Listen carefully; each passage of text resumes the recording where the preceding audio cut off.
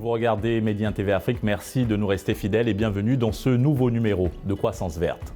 Aujourd'hui, nous irons à Ngaye Mékhé, plus précisément dans la région de Thiès, au Sénégal, à la rencontre d'un groupe de femmes qui fabriquent des cuisinières et cuisseurs solaires.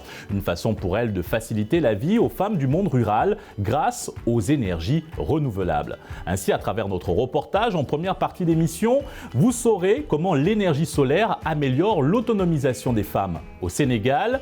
Quel est son impact sur l'environnement et les besoins énergétiques des populations, mais aussi son rôle dans la création d'emplois et dans les objectifs de développement durable du pays. Et pour en parler sur ce plateau, nous serons en deuxième partie d'émission avec le professeur Cheikh Mohamed Fadel Kébé, enseignant-chercheur à l'École supérieure polytechnique de l'Université Cheikh Anta Diop de Dakar, coordonnateur de la filière énergétique au laboratoire Eau, Énergie, Environnement et Procédés industriels et secrétaire chargé de la formation, de la recherche et de l'innovation au Conseil patronal des énergies renouvelables du Sénégal, COPERES. Merci Monsieur Kébé d'avoir accepté notre invitation. Merci, l'honneur est pour moi. Et tout de suite, place à notre reportage. Il est signé Jean-Paul Ndour et Bachir Bodian.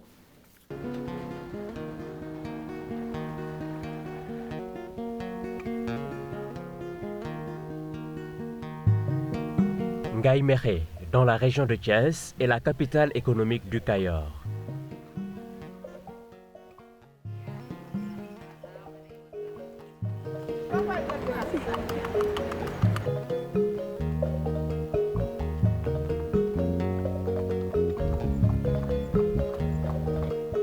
Plus de 26 000 âmes y vivent, selon le dernier recensement de l'Agence nationale de la statistique et de la démographie.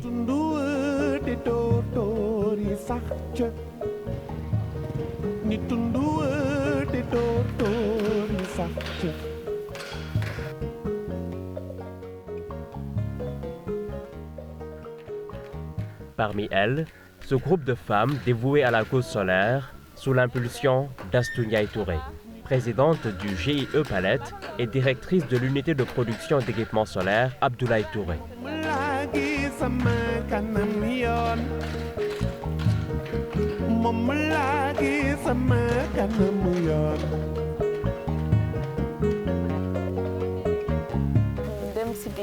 Ñu installé foofu benn lampe comme ça ñi mën a koo gisaale lampe bële du n'est-ce pas mi ngi dox man maa ko génne woon démb. Une unité construite en 2018 par le Programme des Nations Unies pour le développement. Elle porte désormais le nom de son père, rappelé à Dieu en novembre 2020 à 66 ans. Avec sa disparition, le monde rural a perdu un rayon solaire. Mon père était un protecteur de l'environnement. C'est la première personne que j'ai entendu parler de changement climatique. C'est depuis longtemps. Il a mis en place un four solaire, des lampadaires solaires et des gessoirs solaires et des kits solaires pour aider pour le monde rural qui n'ont pas accès à l'électricité. Moi, je suis née avec les cuiseurs solaires. Les cuiseurs solaires ont été créés en 1992. J'ai grandi avec les cuiseurs solaires. Donc, mon père a créé les cuiseurs solaires pour la lutte contre la déforestation ici au Sénégal. Vous savez qu'en Afrique, 85% des femmes, des études ont montré que 85% des femmes utilisent le bois pour cuisiner. Et l'Afrique est le continent le plus ensoleillé de la planète. Pourquoi donc ne pas utiliser cette énergie inépuisable et gratuite? Un ensemble de paramètres qui avait interpellé feu l'enseignant-chercheur Abdoulaye Touré, l'homme, chevalier de l'Ordre national du mérite, a été ancien chef du bureau énergie solaire, de la Direction générale de la recherche, du ministère de l'enseignement supérieur et de la recherche de 2007 à 2015. Il a consacré toute sa vie à la lutte contre la déforestation au Sénégal. Il a reçu beaucoup de prix. Il était lauréat du concours des Nations Unies sur la promotion de l'entrepreneuriat vert en partenariat avec le GIE Femmes émergentes de Diop. Il a été primé au Salon international de Koweït. Il a pris la 3e place au niveau mondial. Il avait inventé une charrette solaire. C'est la charrette que vous voyez là qui a pris la 3e place au niveau mondial.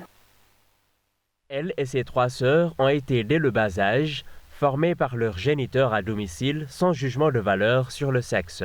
En effet, leur père n'a eu que des filles. Astou, l'une d'entre elles, a eu la chance de sillonner beaucoup de villages du pays pour épauler papa dans la sensibilisation. Lui, il n'était pas souvent ici à Mekhe et le premier atelier a été installé dans la maison. Quand on recevait des invités, c'est nous qui faisions l'explication parce qu'on a grandi avec les fours. Il m'a désignée comme directrice de l'unité de production quand j'ai gagné un prix à Malaisie parce que j'étais la seule femme africaine sélectionnée au niveau mondial et je faisais la présentation des cuiseurs solaires et j'étais désignée comme ambassadrice mondiale des ODD par Global Google Summit. À Malaisie, j'étais vraiment étonnée de voir un pays qui n'a pas beaucoup de soleil et qui utilise vraiment l'énergie renouvelable. J'ai vu des hôtels, des aéroports entiers équipés en panneaux photovoltaïques. Et c'est un pays qui pleut beaucoup. C'est nuageux et il n'y a pas beaucoup de soleil. Auréolé de succès, Astou est reçu en 2020 sur invitation du PNUD, Programme des Nations Unies pour le développement. Le PNUD avait mis à notre disposition cette unité de production et ils l'ont équipée et ils l'ont mis à notre disposition. C'est du fait qu'on avait gagné un prix national, le projet de l'entrepreneuriat vert d'équipement solaire au niveau local, dont l'aspect technique a été géré par le Palette et l'aspect commercial par les femmes des GIE Femmes Émergentes, par le GIE Femmes Émergentes. La caisse que vous voyez ici a été, que vous voyez là a été équipée en matériel solaire pour permettre aux femmes de commercialiser les équipements solaires que Palette produisait. Il m'avait dit qu'on ne peut pas lutter contre le changement climatique sans l'implication des femmes. Parce qu'il faut lier la durabilité environnementale à l'égalité des genres et à l'autonomisation des femmes. Parce qu'il m'a toujours dit qu'on ne peut pas changer une chose sans impliquer la moitié de la population du Sénégal, alors que la moitié de la population du Sénégal est femme. Un cuiseur solaire coûte 87 000 francs, mais on a 3 formats. On a le grand format qui est conçu pour une grande famille, et on a le petit format qui est conçu pour une famille moyenne. Le grand format coûte 87 000 francs et le petit cuiseur solaire coûte 50 000 francs. Leurs activités sont promues sur les réseaux sociaux. Une des petites sœurs de Astou est animatrice de cuiseur solaire et technicienne de lampadaire. Pour solaire bi li mu jëriñam mooy togg te li muy togg lépp si naaj bi la basé wu. Le four solaire est pratique, il peut cuire n'importe quel plat en moins de 2 heures et 3 fois moins cher qu'un four classique. Le bas doit être peint en noir pour faciliter la réfraction du soleil. Il faut bien orienter les 2 piliers du milieu en se laissant guider par l'ombre. Une réorientation est nécessaire chaque 15 ou 30 minutes. Il faut mettre les aliments rapidement et refermer aussitôt pour ne pas avoir de perte de chaleur. Mais rapidement, après, sinon, vous avez une perte de chaleur. La Benjamine du groupe, Aminata, est âgée de 20 ans. La technicienne qui vient de décrocher son baccalauréat série littéraire est photographe dans le GIE. C'était très bien parce que je le voyais partir dans des villages, apporter des lampes là-bas et des fourneaux solaires, quoi. Cette femme diplômée en santé de la reproduction est la secrétaire générale du GIE Palette. Elle a aussi bénéficié de la formation énergie solaire. Nous avons été sélectionnés par tonton Abdoulaye Touré, paix à son âme. On a été sélectionnés, on était, je pense, 20. On a suivi une formation ici, à l'unité. On a fait des cours théorie et des cours pratiques. Voilà, on est dans un monde qui bouge. Et comme on l'a dit, la parité, ça existe. Mais théoriquement, tonton Touré a su cela, il a vu que si on le dit théoriquement, sans le pratiquer, ça va servir à rien. Du coup, nous tous, on a au niveau bac plus. On n'est pas des analphabètes, on a tous notre bac, c'était les licences, les masters et tout. Donc le choix a été bien choisi, on a ciblé les meilleurs. Voici le chef technicien en lampadaire et kit solaire de l'unité.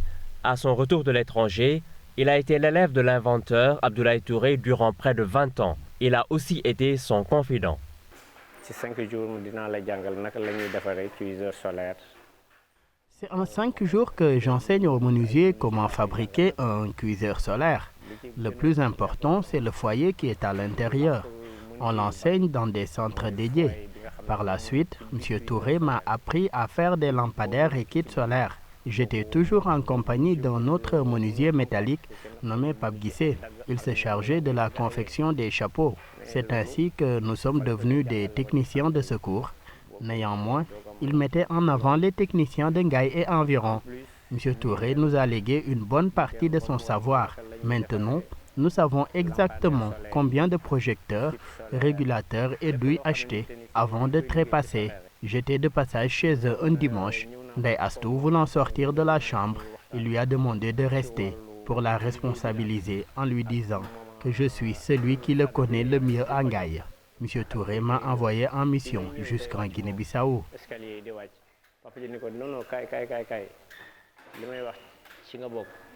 À plusieurs reprises, Abdoulaye Touré lui a confié des marchés. Grâce aux revenus qu'il y a gagnés, Mamadou a construit sa maison où son entreprise est aussi installée. Jusqu'à la fin de mes jours, je vais partager mes connaissances avec elle, parce que leur père était très généreux avec moi dans la transmission de son savoir. Ce sont des femmes pour qui j'ai beaucoup de respect.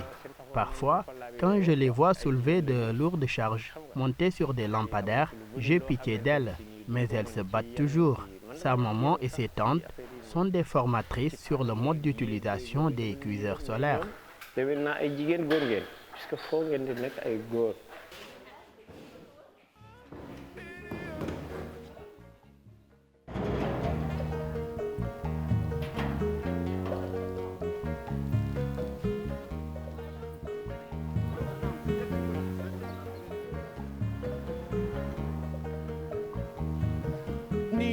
Le docteur Maguette Wade, maire de la commune, veut faire de Ngaye Mékhé un hub solaire, une ville VIP, verte, illuminée et propre.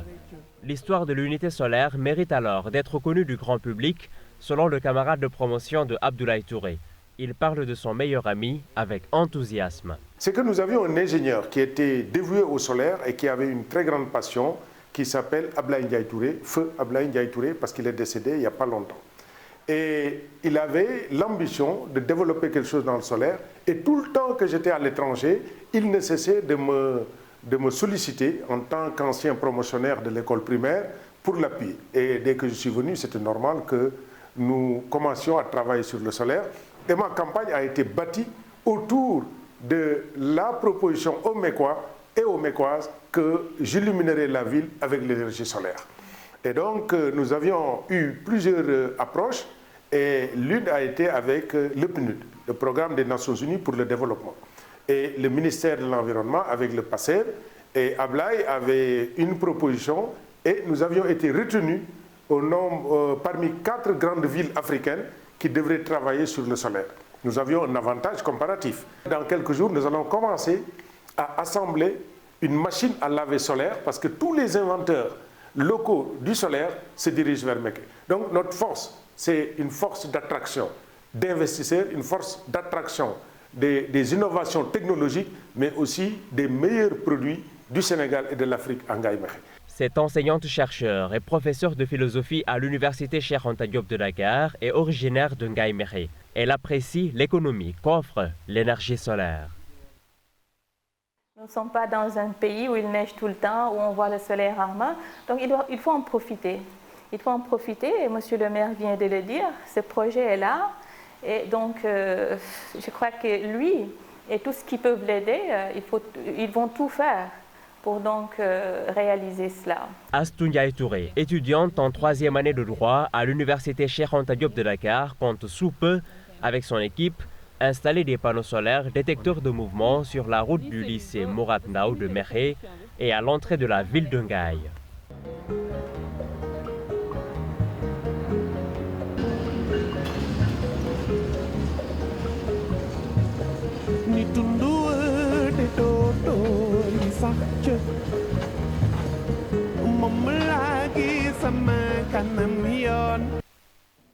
De retour sur le plateau de Croissance Verte, nous sommes à présent avec le professeur Cher Mohamed Fadel Kébé, enseignant-chercheur à l'École supérieure polytechnique de l'Université Cheikh Anta Diop de Dakar, coordonnateur de la filière énergétique au laboratoire Eau, Énergie, Environnement et Procédés Industriels et secrétaire chargé de la formation, de la recherche et de l'innovation au Conseil patronal des énergies renouvelables du Sénégal. Alors nous venons de voir un reportage très intéressant sur ce qui peut se faire aujourd'hui au Sénégal grâce à l'énergie solaire.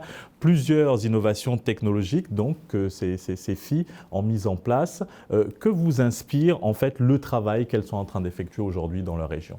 Je commencerai d'abord par vous remercier effectivement pour cette invitation et pour l'occasion que vous me donnez pour parler globalement d'un secteur qui me tient à cœur, c'est les énergies renouvelables, mais surtout en lien effectivement avec du développement économique, du développement social, et particulièrement par rapport à ce projet lié à l'ONG Palette. J'ai eu à échanger, j'ai eu à travailler dans le temps avec, disons, l'inventeur, l'instituteur et je dirais même le chercheur Abdoulaye Touré. Et je suis très heureux de voir à travers ce reportage que cette initiative noble, en fait, qui consiste à pouvoir utiliser le rayonnement solaire pour pouvoir effectivement porter une solution liée à la cuisson, est quelque chose qu'il faudrait saluer et qu'il faudrait encourager. Et Abdoulaye nous a montré à travers son vécu, à travers ce reportage, que c'est des alternatives qu'il faut y aller. On ne peut plus continuer en Afrique de continuer à pouvoir utiliser le bois, mais d'une certaine façon aussi qui n'est pas la façon la plus meilleure pour faire de la combustion, parce que derrière, il y a des problèmes de pollution pour pouvoir arriver à faire de la conception. Donc, pour dire que c'est des initiatives qu'il faudrait saluer et encourager. Pour revenir au bois, ainsi, ces solutions qu'elle propose, sont-elles efficaces dans la lutte contre la déforestation au Sénégal et en Afrique? Oui, forcément, parce que quand vous parvenez aujourd'hui à utiliser ce qu'on appelle une application de l'énergie solaire, qui est l'application thermique, qu'on est en train de dire, parce que quand on parle de solaire photo, il y a deux applications, il y a la production d'électricité par le solaire, on appelle ça le solaire photovoltaïque, mais il y a aussi la production de chaleur qui est le solaire thermique. Là, on est dans le phase, disons, d'une application de solaire thermique où c'est l'énergie thermique qui est dans le potentiel du solaire qui est utilisée pour pouvoir faire de la cuisson. Forcément, nous avons la possibilité d'avoir une alternative. Maintenant, la seule difficulté qu'il faut voir, c'est que cette solution, elle ne pourra pas régler en fait toutes les solutions que nous avons en termes de besoins en cuisson. Parce que quand vous regardez aujourd'hui les systèmes d'information énergétique, on parle beaucoup de solaire, on parle beaucoup d'énergie de confort. Mais si vous regardez, 85%, elle a dit, la fille, dans le cadre du reportage, sont l'énergie en fait qui sont en dehors de l'électricité, c'est, disons, le bois. Et donc, les solutions fours solaires sont importantes, sont intéressantes, mais ne sauront pas malheureusement en fait couvrir tous les besoins. Mais c'est une bonne approche et un bon segment qui est là pour donner des alternatives. Et rappelons-le, ces cuisinières ou cuisseurs solaires sont constituées à 80% de matériaux locaux fabriqués au Sénégal. Elles permettent d'alléger les tâches ménagères en diminuant par exemple les dépenses des foyers, de réduire le chômage, de préserver l'environnement et la santé des populations. Est-ce que cela n'est pas une alternative à la question de la maîtrise de l'énergie dans les ménages, surtout dans les pays en développement? Forcément, parce que ce qui est bien dans ce projet, c'est pas seulement effectivement une technologie qu'on parachute quelque part. C'est que ce projet en fait est bien réfléchi parce que tout simplement, au-delà du fait qu'effectivement qu'on va inventer juste un four solaire, mais derrière il y a beaucoup d'impacts qui sont derrière. Vous avez parlé d'impact environnemental, parce qu'à partir du moment qu'on n'utilise pas le bois ou bien qu'on diminue l'utilisation du bois, ça veut dire qu'on est en train de préserver quelque part l'environnement. Ça c'est déjà un point en impact. Le fait que ce four soit fabriqué localement, qui veut dire qu'aujourd'hui, on va créer des emplois dans des milieux ruraux où, tout simplement, si vous regardez, on a l'exode rural, tout le monde essaie de sortir donc, de ce monde rural pour venir grossir les villes, parce que tout simplement, il n'y a pas d'activité. Si on parvient aujourd'hui à allier ces solutions qui sont intéressantes du point environnemental et derrière qu'on crée des emplois, je pense que c'est des solutions qu'il faut saluer et c'est ça qui a été, disons, l'élément en tout cas moteur sur lequel Abdoulaye vraiment a eu, disons, le courage et surtout par rapport un peu à ces personnes qui sont en train de perpétuer à travers l'ONG Palette. On voit carrément ici ce qu'on appelle le développement de l'entrepreneuriat social à travers des énergies. Professeur, le Sénégal possède d'importantes ressources en énergie solaire. Le rayonnement solaire direct est très élevé dans le pays. Alors comment cette ressource peut-elle offrir d'excellentes perspectives pour les projets photovoltaïques ainsi que pour l'utilisation des technologies solaires thermiques? Alors, ça c'est en fait un débat qui est là, qui est posé au-delà même du Sénégal, c'est à l'échelle de l'Afrique de l'Ouest, la CEDEAO. Aujourd'hui, nous avons effectivement ces changements climatiques qui sont invités à cette danse et qui fait qu'aujourd'hui, on ne peut plus continuer à produire de la valeur comme on voit comme il y a quelques années où il fallait tout simplement produire sans se soucier effectivement de l'environnement. Donc ces énergies renouvelables vont être, disons, très stratégiques parce que ça permet non seulement d'arriver à pouvoir porter des solutions, mais surtout des solutions qui sont à une vocation durable, qui permet aujourd'hui de pouvoir réduire les tonnes de CO2 émis, qui permet de pouvoir réduire la pollution, et c'est ce qu'on appelle la transition énergétique. Je pense que l'Afrique aujourd'hui a compris, à travers la CEDEAO, à travers ECRE, qui est en fait le bras technique de la CEDEAO, qu'il faudrait prendre aujourd'hui ce véhicule de la transition énergétique. En faisant quoi? En essayant au maximum possible sur l'ensemble des secteurs que nous travaillons, de pouvoir réduire les consommations énergétiques. Ça, c'est le premier pas.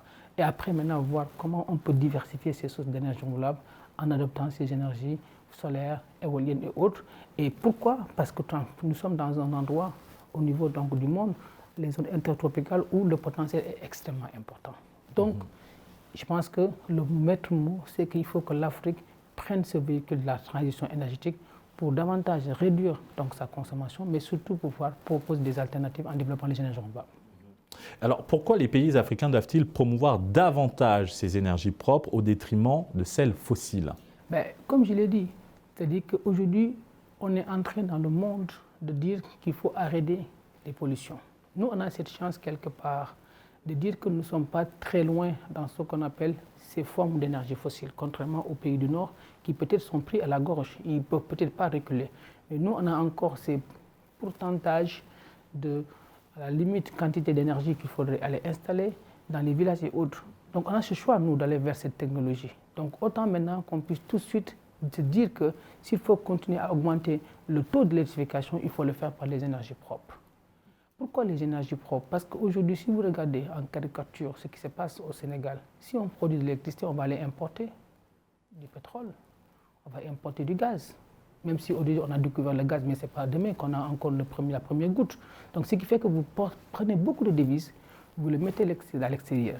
Quand vous êtes dans des solutions d'énergie renouvelable, vous créez de manière inclusive de l'énergie. Regardez ce petit projet où on parle de cuiseur solaire, où on parle, disons, de dispositifs. Regardez derrière les éléments liés à l'emploi, parce que tout simplement, vous allez être sur des filières où une bonne partie de la manne d'argent reste ici. Je suis d'accord qu'on n'a pas encore toute la technologie. Il y a des choses qu'il faut importer, mais quelque part, on doit pouvoir aujourd'hui créer des dispositifs sur lesquels les jeunes qu'on est en train de former dans nos universités, dans nos écoles de formation, puissent être là à porter ces solutions de conception, de dimensionnement, pour que la valeur ajoutée reste dans ce pays. Et l'énergie le permet. Alors pour vous, les énergies renouvelables peuvent impacter durablement et positivement les objectifs de développement durable des pays africains? Forcément, parce que je l'ai dit en fait tout à l'heure dans mon propos, si aujourd'hui vous regardez, aucune activité dans la vie, vous ne pouvez pas le faire sans utiliser l'énergie. Et donc quelque part, l'énergie c'est le véhicule de développement. Pour produire de l'énergie pour le stockage, pour s'éclairer et autres, c'est l'énergie. Et donc il faut qu'on soit regardant quelle source d'énergie primaire que nous utilisons. Est-ce que c'est une énergie renouvelable ou bien est-ce que c'est une énergie fossile? Le cliché est clair, aujourd'hui, 80% de l'énergie que nous consommons partout dans le monde, c'est des énergies fossiles. Mais nous, on a cette possibilité d'aller vers des énergies renouvelables pour justement éviter d'aller vers ces sources fossiles qui émettent des gaz à effet de serre qui sont responsables du changement climatique. C'est là où l'enjeu, il est.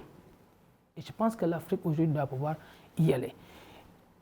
Professeur, malgré l'existence du soleil en abondance, du vent, des fleuves et autres, pourquoi le continent semble être à la traîne dans le développement de la promotion des énergies renouvelables? Alors, moi, je pense Nous avons toutes les ressources. Moi, je pense que c'est une question de politique.